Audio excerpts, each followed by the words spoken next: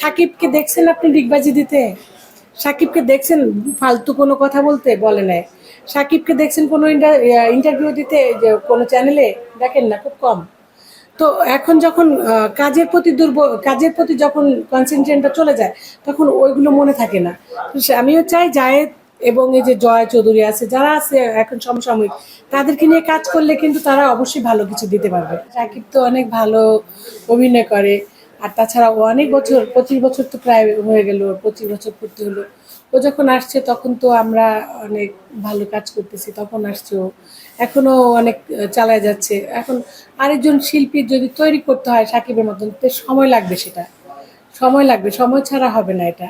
সাকিব ইন্ডাস্ট্রিতে তো আরো শিল্পী আছে, আছে তাদের আসলে অবশ্যই। ঘাটতিটা কোথায়? তারা কেন পাচ্ছে না, ওই সুযোগটা পাচ্ছে না, ওই জায়গাটা নিতে পারছে না কেন?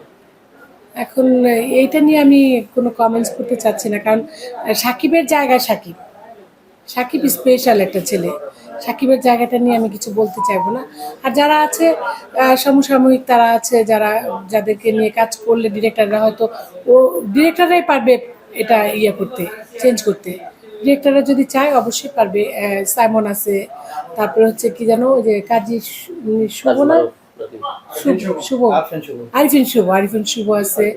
তারপরে হচ্ছে গিয়ে আমাদের আরো কত নতুন নতুন ছেলে, যে জয় চৌধুরী আছে।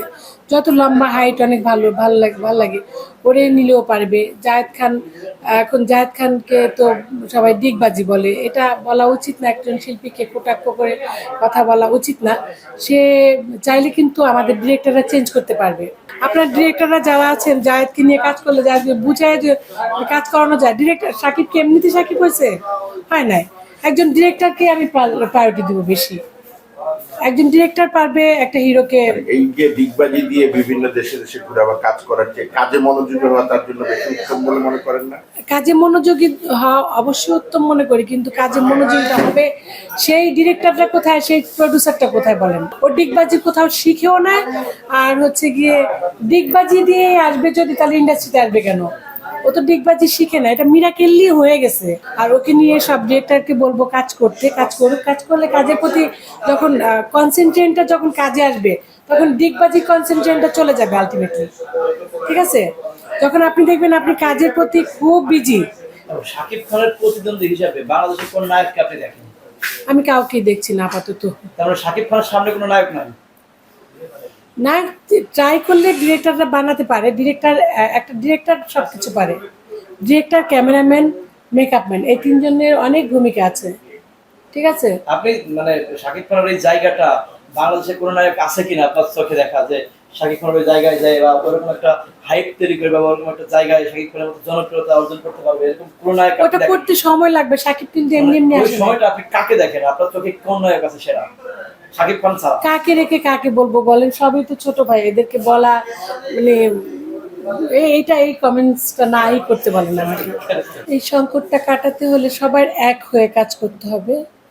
সেটা হোক নিপুণ, হোক দীপজল ভাই, হোক যে কেউ, তাই না? এখানে আমাদের অনেক সংগঠন আছে। সবাই মিলে যদি আমরা এটা করি, তাহলে বদলানো সম্ভব। আসলে দীপজল ভাই খুব মহৎ একজন লোক। তাকে তো আমরা এনেছি এখানে, তাই না? সে তো আসতে চায়নি, সে তো আসার লোক না। না আসলে কি, আর আসলেই কি, এখানে ইন্ডাস্ট্রিতে কিছুই নাই, তাই না? তাকে আমরা নির্বাচিত করে নিয়ে আসছি, কিংবা প্রতিনিধি হিসাবে আমরা তাকে চেয়েছি, আসছে। এবং নিশ্চয়ই একটু ভালো কিছু করার জন্য। যারা অসহায় শিল্পী, আমরা যারা দুস্থ শিল্পী, আমরা বলবো না আমরা যে দুস্থ শিল্পী। যারা শিল্পীরা আছে, অনেক শিল্পীরা ঘর ভাড়া দিয়ে থাকতে পারে না। তো যার জন্য দীপজল ভাইকে আমরা চয়েস করেছি সেই ব্যাপারটা নিয়ে। কারণ দীপজল ভাই পারবে এই জিনিসটা করতে, কারণ সরকারের কাছে অনেক জায়গা আছে, যে জায়গাগুলো দেখে দীপজল ভাই এটা করতে পারবে। আর একটা কোয়ার্টার সিস্টেম করলে, যেমন শিল্পীরা কিন্তু ভাড়া নিতে গেলেও হাজবেন্ড যার নাই, তাদেরকে ঘর ভাড়া দিতে চায় না। দেখবেন যে না, আমি ঘর ভাড়া দিব না কেন, শিল্পী মানুষ, তোমার স্বামী কোথায়, এরকম নানান প্রশ্ন ওঠে। তো সেই জিনিসটা থেকে আমি বলবো যে না, এটার জন্য আমাদের যে কোয়ার্টার সিস্টেম, আমরা সরকারি যারা চাকরি করছে, আমার বাবা দেখেছি, আমরা কোয়ার্টার সিস্টেম থাকছে, এখানে কোয়ার্টারের লোকজন থাকছে।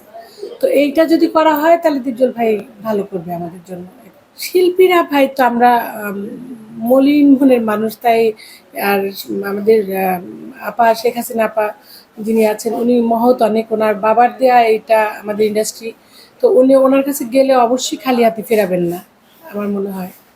সংবাদ, ফিচার ও অনুষ্ঠানের জন্য ভিজিট করুন সংবাদ প্রকাশের ওয়েবসাইট এবং যুক্ত থাকুন ফেসবুক পেজ ও ইউটিউব চ্যানেলের সঙ্গে।